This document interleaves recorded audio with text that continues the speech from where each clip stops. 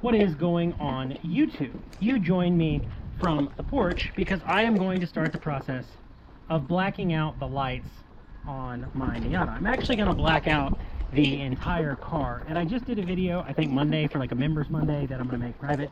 I just got a powder coating equipment so I can powder coat the door handles and the jasper plates. Some people call these deck plates, jasper bolts, whatever you want to call them. These bad boys right here. I'm going to black those out. First things first, I want to black out the lights. So what I'm going to do, I bought some taillight tint. I'm going to be completely honest with you.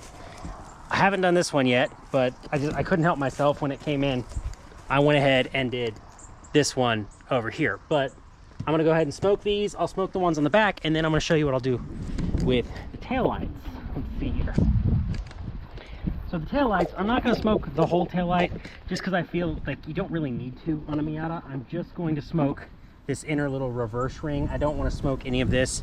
I just think it would be unnecessary. And this is also a really good test of my new camera setup. I'd like to say a huge shout out to my older brother Brandon. He actually bought me a Hero 9 a while ago, and it took me forever to get set up and using it, but I went ahead and got a small rig case for it. I got a Movo shotgun microphone and a whole bunch of dead cats. So I'm going to see if you can hear any of the wind. I'll apologize for it if you can, but this is my new setup. So first things first, I am going to roll the intro, or the porch I should say, and then I'm going to get all of these out and take them in the house.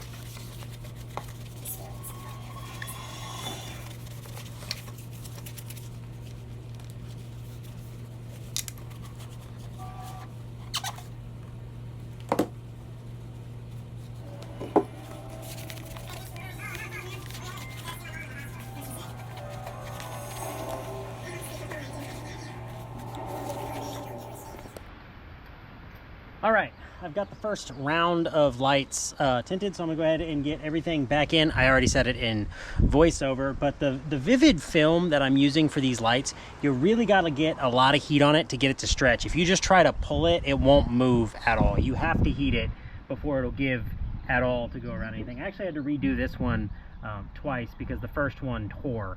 Well, not redo it twice. I did it twice because the first one tore right in the middle where I couldn't correct it. So I ended up throwing that piece away, and I was like, man, I should have saved that so I could do the taillights and these lights down here with it. But that's all right. So anyways, I'm going to get these back in, and I will show you the finished product. And there you go. So I actually really like this. I don't want to do turn signal intakes just yet because the ones that I want are those sort of stainless steel ones. I am gonna move these further back and pull the lenses out completely to do those. I've got the backs over here.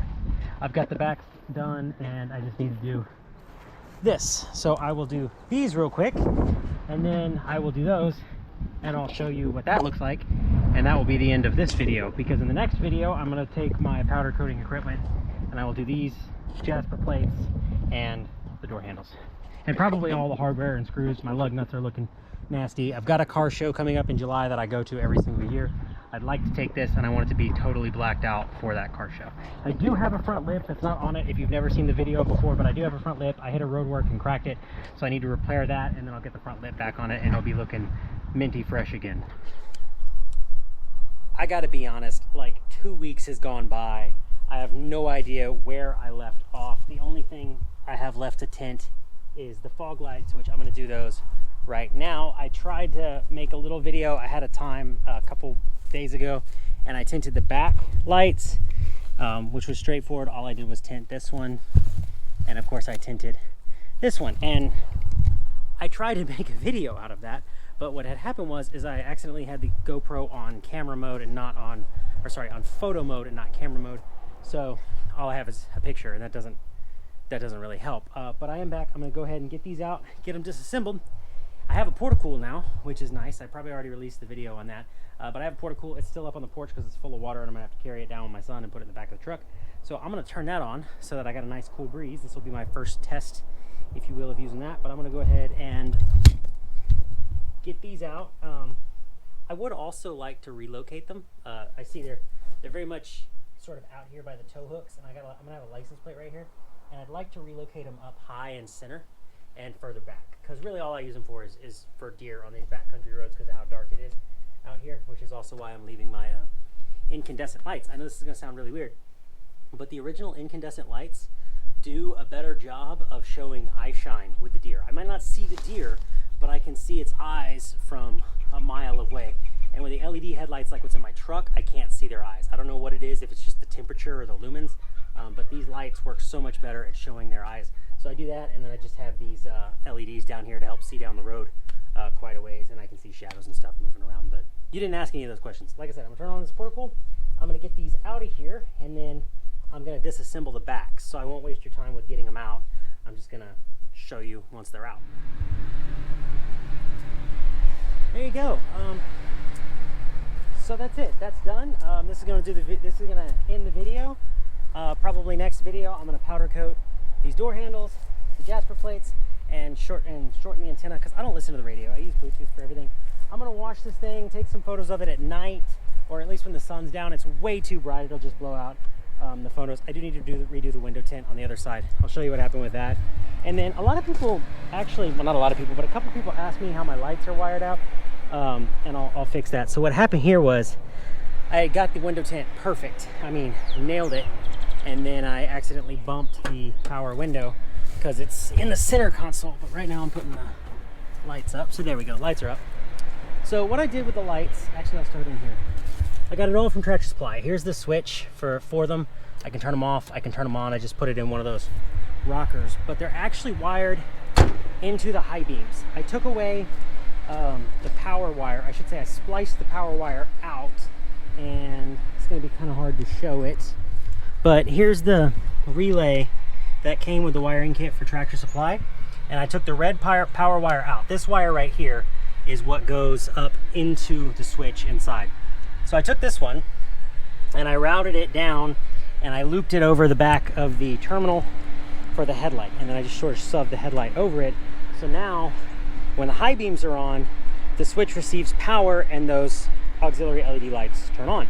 But I still have the switch to turn them off. I always wanted to keep that. It's like when I go get it inspected, I turn them off so that it's just high beams, low beams, and they don't even see if they're there. And they ask what they are, and I just tell them it's, you know, I live down country roads, private country roads, and I use it for deer. And then this guy right here is my fuse box. I'll see if I can get the lid off. There we go. I just used a little powered fuse from, I think it was from O'Reilly's. There's already a nice little hole that I routed it out of there. So I put a, can't remember what you're supposed to run. I think it's like a 15 or 20 amp fuse. So they're wired into the fuse box because the battery is all the way in the trunk, and I didn't want to run a power wire all the way forward from the battery. I thought that was going to be stupid. Originally, I was running them from the switch, the plug right there. That's actually for a timing light, that blue plug. It's part of diagnosis. It's got 12 volts constant to it from the main bus.